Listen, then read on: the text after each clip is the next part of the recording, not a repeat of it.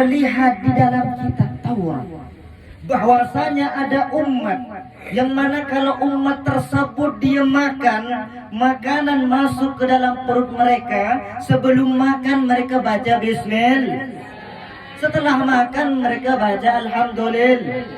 Engkau hapuskan dosa mereka ya Rabb. Sebelum makan baca bismillah, setelah makan baca alhamdulillah. Jangan pula ada makanan di depan langsung bantai, langsung tale gitu bahasa kita. Jangan nemu makan langsung bantai. Bismillah loh guys. Bismillahirrahmanirrahim. Setelah makan alhamdulillah. Ini nih yang dapat menghapuskan dosa-dosa kita. Ghafarta lahum, kata Nabi Musa. Engkau hapuskan dosa-dosa mereka ya Rabb. Sebab hal yang remeh, sebab makan, engkau hapuskan dosa-dosa mereka ya Rabb. Allahumma ja'alhum ummati ya Rabb. Jadikanlah mereka ni ya Rabb modelan umat yang kayak gini ni ya Rabb, umatku. Tapi apa jawaban Allah Subhanahu wa taala? Qala Allah taala li Musa, ya Musa innahum ummatu Muhammad. Wahai Musa, ketahuilah sesungguhnya mereka adalah umatnya Nabi Muhammad sallallahu alaihi wasallam. Dan Nabi Musa berkata lagi, ya Rabb, inni ara maktuban fit Taurah anna hunaka ummatan idza hamma bi fi'li sayyi'atin wa lam yaf'alha bisababi khaufillah ghafarta dhunubahum. Allahumma ja'alhum ummati ya Rabb. Ya Allah, aku pernah melihat, pernah membaca di dalam kitab Taurat bahwasanya ada umat ya Allah, yang mana umat tersebut berkeinginan melakukan maksiat, berkeinginan melakukan suatu dosa, tapi tiba-tiba dia tak jadi melakukan dosa tersebut, tak jadi melakukan maksiat tersebut sebab takut kepada Engkau ya Rabb. Engkau hapuskan dosa-dosa mereka. Ya Allah, jadikanlah umat yang kayak gini nih ya Rabb umatku, kata Nabi Musa. Tapi apa jawaban Allah Subhanahu wa taala? Lagi-lagi Allah Subhanahu wa taala mengatakan innahum ummatu Muhammad. Wahai Musa, ketahuilah sesungguhnya mereka adalah umatnya Nabi Muhammad. Ibu-ibu yang dirahmati Allah Subhanahu wa taala, maka beruntung, suatu kemuliaan, suatu kenikmatan yang sangat besar yang kita dapatkan menjadi umatnya Nabi Muhammad. Alhamdulillah.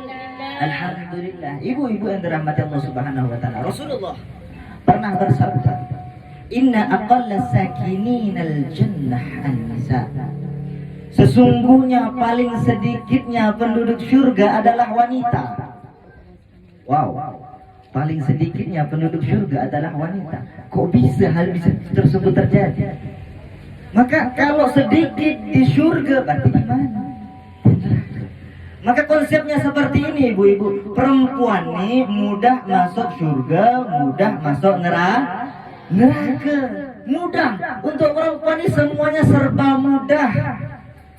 Kalau pengen mendapatkan surganya Allah, taati perintah suami. Apa kata Rasulullah sallallahu alaihi wasallam? Ayyum ra'atin matat wa zawjuha radin anha dakhalatil jannah. Seseorang wanita, kalau ada seorang wanita meninggal akan tetapi suaminya dalam keadaan ridha kepada wanita tersebut, maka wanita tersebut akan masuk surga. Keridhaan suami. Di lain sisi Rasulullah Shallallahu Alaihi Wasallam juga memberikan suatu tips kepada wanita agar mudah masuk surga, memberikan tutorial cara kepada wanita-wanita agar masuk surga. Rasulullah Shallallahu Alaihi Wasallam bersabda, "Idza shallatil mar'atu khamsaha wa shamat shahraha wa hafizat farjaha wa ata'at zawjaha qila laha udkhulil jannata min ayyi abwabin syi'ti."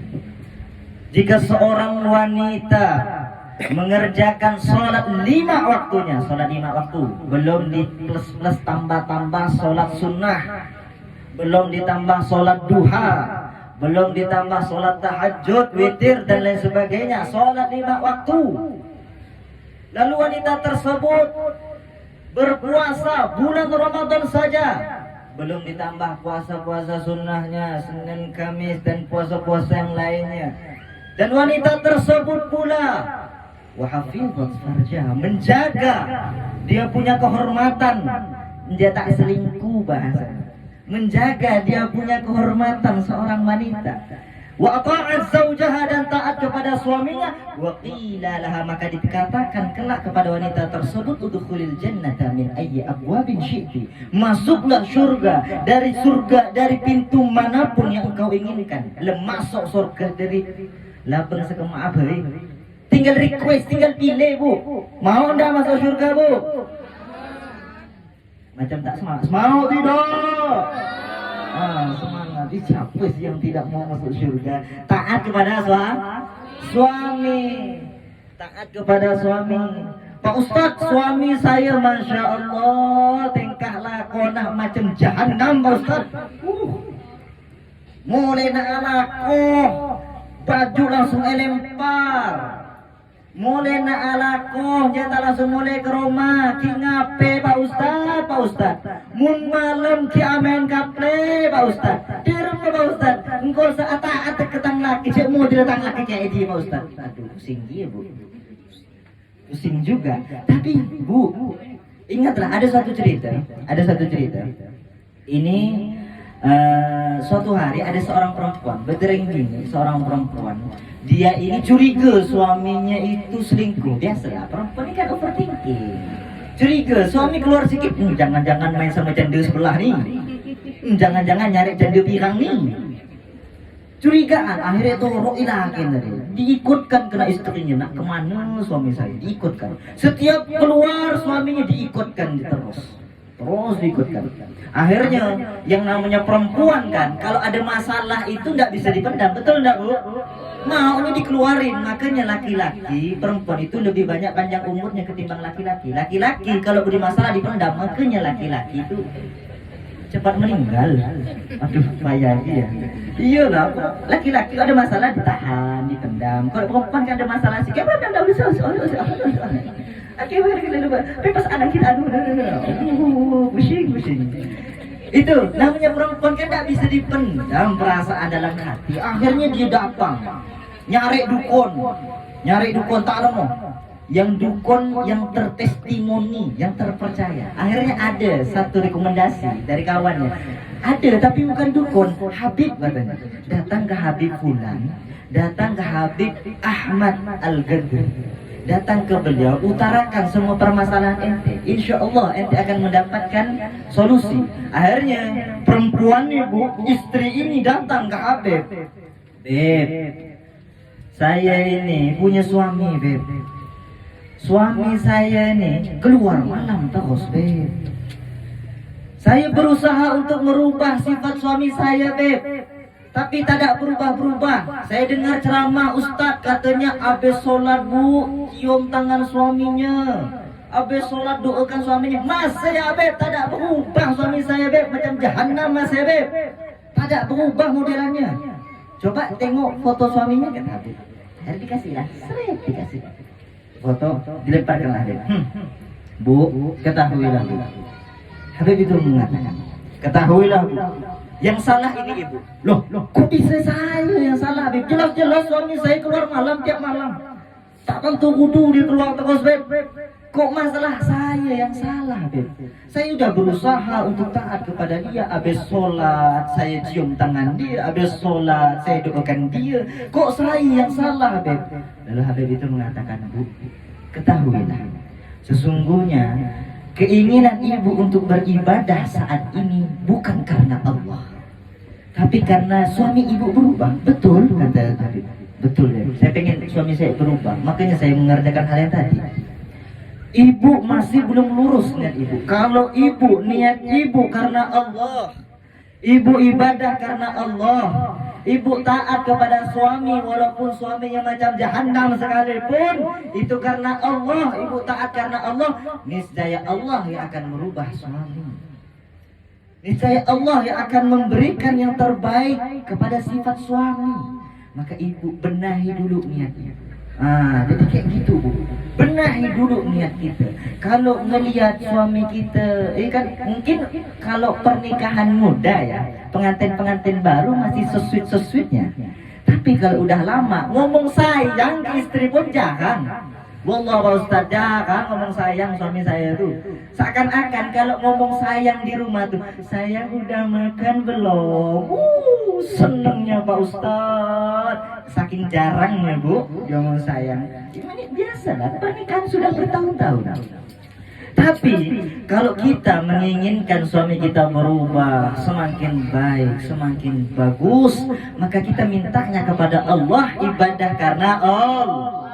Ibadah karena Allah, maka Allah yang akan merubah suami. Bu, di dunia ini ada yang namanya timbal balik. Terkadang kita tidak bisa menyalahkan suami terus. Suami saya kayak gini, nuntut suami terus, menyalahkan suami terus, pengen yang kayak gini, pengen yang ibu mau dari suami. Terkadang itu kita yang tidak memberikan pelayanan yang terbaik untuk suami. Maka kita introspeksi diri. Di dunia ini ada namanya timbal balik. Yang namanya manusia biasalah. Kalau saya dilayani, maka saya akan melayani. Al-insan abdul ihsan. Kata ulama, manusia itu hambanya kebaikan. Kalau ada orang berbuat baik ke saya, maka saya akan berbuat baik ke dia. Kebanyakan modelannya seperti itu. Makanya kalau suami pengen betah di rumah, pengen makin sayang ke ibu, kasih servis yang bagus, taati suami balik rumah, bukakan pintu. Sayang mau apa sayang? Lebay kok. Enggak Bu, tapi kalau suami itu tuh, mimpi apa istri aku ini? Apa mimpi apa kini? Saya nggak keseleo kira-kira ada. Enggak ya, saya ini taat kepada engkau. Saya mau kopi, mau mandi. Mau makan apa hari ini sayang? Kok suami udah gitu kan tuh, melenyot hati suami itu Bu, meleleh. Balik ke rumah istri, Masya Allah, udah disambut. Sayang, gimana keadaan hari ini? Kayak pacakan aja Bu modelannya. Tapi kalau udah lama ini tidak tahu lah modelannya kayak apa. Di rumah pun layani suami. Sayang, my baby honey mama. Aduh tak tahu lah kau semua cak. Lagi betai Roma. Udah munda ide yang kau tak tahu ada Roma. Lihat kan gini, modelnya kayak gini. Mungkin betah suami di rumah. Jangankan betah, suami itu sebelum ibu minta apa yang ibu pengen, udah suami tawar. Mantap kali istriku nih. Yang pengen apa ya? Pengen baju baru? Pengen emas sekian gram? Aku langsung kayak gitu. Pengen kulkas baru, kemarin tetangga ada beli kulkas loh. Nggak pengen kulkas juga? Yang sayang sayang baik yang sayang. Apalagi suami balik ke rumah baru gajian, sayang tebel sayang ya. Beda, kayak kerasukan sesuatu istriku nih. Ada bedanya. Insya Allah suami ibu pasti akan betah di rumah karena suami diberikan pelayanan. Ya begitu juga biasa dong manusia. Karena ibadah yang terlama dan salah satu ibadah yang agung yang paling dibenci oleh iblis adalah pernikahan. Tatkala seseorang mengucapkan ijab kabulnya, qabiltu nikahaha wa tahswijaha bil mahril mazkur, setan langsung berteriak. Katanya. Kok bisa berteriak? Karena setan itu mengatakan sudah tidak ada jalan lagi saya untuk menggoda, membuat mereka terjerumus ke dalam kemaksiatan. Sudah sedikit cara saya untuk menjerumuskan mereka dalam kemaksiatan. Ibu melayani suami, pahala berlipat ganda. Pastinya dapat pahala yang banyak. Sampai suami ridho, sudah pastinya insya Allah mendapatkan surganya Allah. Bu, yang ditakutkan istri ini, suami ini kawin lah. Kira-kira mau ndak di poligami? Mau ndak suami kawin lagi? Mun masalah kawin lagi pas mau. Padahal biasanya suami kan merayu, adek pengen payung dari surga ndak? Enjo bang, cara ke surga banyak bang, ini karo dia gitu. Enjo bang itu. Abinya boleh ya bang? Iya deh bang. Pastinya tidak mau suami itu menikah lagi, maka berikan pelayanan yang bagus di rumah. Konsepnya apa bu? Konsepnya mudah. Konsepnya seperti ini. Wanita kalau di dalam rumah, kalau di luar rumah ke Arab-Araban, kalau di dalam rumah ke barat-baratan. Jadikan pokoknya layani suami yang bagus. Insya Allah berikan ke barat-baratan boleh bu. Kalau di depan suami karena sudah halal, sudah halal. Setiap kali ibu melakukan ibadah tersebut menggugurkan dosa, memberikan berlipat pahala ganda. Maka ada suatu hari ada seorang wanita bu bertanya kepada Rasulullah, ya Rasulullah, sikit-sikit laki-laki ya Rasulullah, sikit-sikit laki-laki. Sholat Jumat yang wajib laki-laki, sholat yang afdol berjamaah di luar yang afdol laki-laki, lalu jihad laki-laki. Kok laki-laki terus ya Rasulullah? Kenapa harus laki-laki terus? Rasulullah ketika mendengarkan pertanyaan tersebut, Rasulullah mengatakan, wahai sahabatku, ketahuilah dan dengarkanlah. Ini pertanyaan kayak gini nih, bagus kata Rasulullah. Ini pertanyaan yang bagus dari sekian banyak pertanyaan yang pernah dilontarkan. Kenapa wanita jarang sekali disebut di dalam sekian banyak amal ibadah? Kenapa? Karena tatkala seorang wanita dia sudah taat kepada suaminya, memberikan pelayanan kepada suaminya di dalam rumah, maka pahala-pahala seperti berjihad, pahala seperti bersolat jamaah di masjid, pahala seperti pahala-pahala yang diberikan khususnya kepada laki-laki itu juga diberikan kepada wanita, diberikan kepada seorang wanita. Makanya ad-dunya mata wa khairu mata al-mar'atus salihah. Dunia itu perhiasan. Sebaik-baiknya perhiasan adalah wanita yang soleha. Oleh karena itu ibu-ibu yang dirahmati Allah Subhanahu wa taala, calon penghuni surga, amin.